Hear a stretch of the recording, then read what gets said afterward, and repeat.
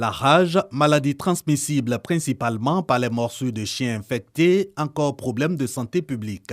L'Alliance mondiale pour la lutte contre cette pathologie veut pour preuve les décès causés par la rage en Côte d'Ivoire et à travers le monde. Toutes les 9 minutes, une personne décède de rage dans le monde.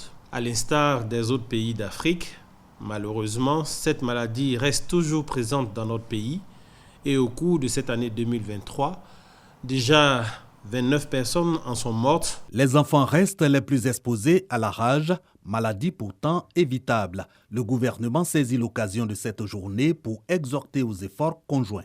Je nous exhorte tous à faire vacciner nos chiens et bien sûr nos animaux de compagnie afin de les protéger, mais protéger davantage nos familles et nos voisins. Veiller au bien-être de nos animaux de compagnie en les nourrissant et en les soignant correctement. Nettoyer soigneusement en cas de morsure la plaie avec de l'eau et du savon et consulter un médecin immédiatement. Conduire le chien mordeur auprès du service vétérinaire le plus proche. Signaler tout cas suspect de rage. Ainsi sera-t-il possible d'atteindre à l'horizon 2030 l'objectif de 0 décès humain dû à la rage. Dans ce sens, le gouvernement enregistre depuis 2018 déjà des résultats probants avec son plan intégré de lutte contre la rage. Conformément à la vision du président de la République, son Excellence Alassane Ouattara, la mise en œuvre de ce plan intégré a permis de gérer plus de 100 foyers de rage, la vaccination d'au moins 300 000 chiens et la prise en charge gratuite de plus de 1000 personnes contacts.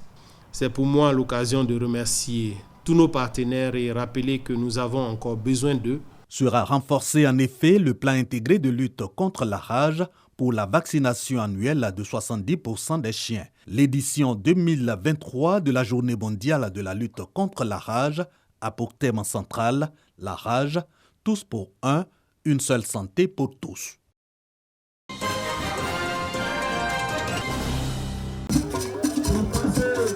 La fête des Ignames, moment de retrouvailles pour les résidents Igbo de Côte d'Ivoire. Hommes, femmes et enfants habillés en costumes traditionnels, avec à leur tête leur roi, Sa Majesté Emmanuel Ikechukwu Chukwuma, ont célébré ce tubercule, aliment de base du peuple Igbo. C'est le yam, on prend compter l'année. Pour chez nous Igbo là, chaque fête du yam, nos grands-pères, ils savent on a rentré dans une nouvelle année.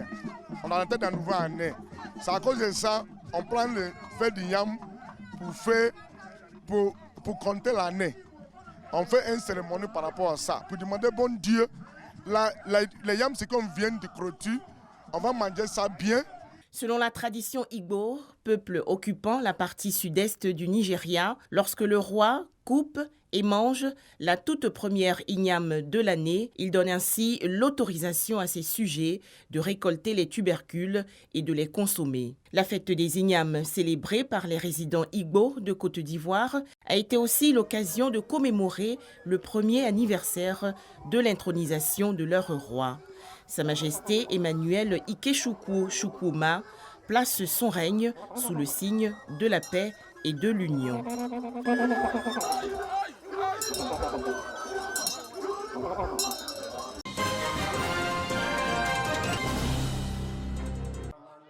Quartier Koko de Sikolo, département du Congo.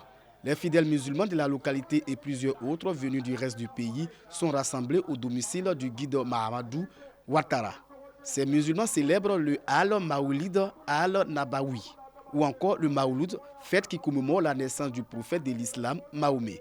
Depuis une vingtaine d'années, cet imam rassemble guides religieux et fidèles pour une lecture intégrale du Saint-Coran, des invocations et des immolations de bêtes pour la paix et le développement. Pour cette édition, le représentant du COSI Massikolo a prié pour la paix, la cohésion sociale, la prospérité en Côte d'Ivoire, mais également pour la santé du président de la République, Alassane Ouattara. La fête du Mawloud est très importante pour tout musulman. J'ai débuté par la lecture du Saint-Coran il y a 20 ans. Tout ça pour la paix en Côte d'Ivoire. La célébration du Mawloud, c'est aussi un moment de retrouvailles des filles et fils pour parler de développement. Beaucoup de bénédictions ont été faites à l'égard du président de la République. Parce que quand je viens un peu dans l'historique, chez nous ici, il n'y avait même pas d'électricité et il n'y avait même pas de voie. Aujourd'hui, vraiment, on remercie le président de la République. Mahomet n'a jamais fêté son anniversaire puisque cela n'était pas de coutume chez les Arabes. Cette date donne lieu à des célébrations dans la première moitié des années 970 dans le califat chiite d'Égypte.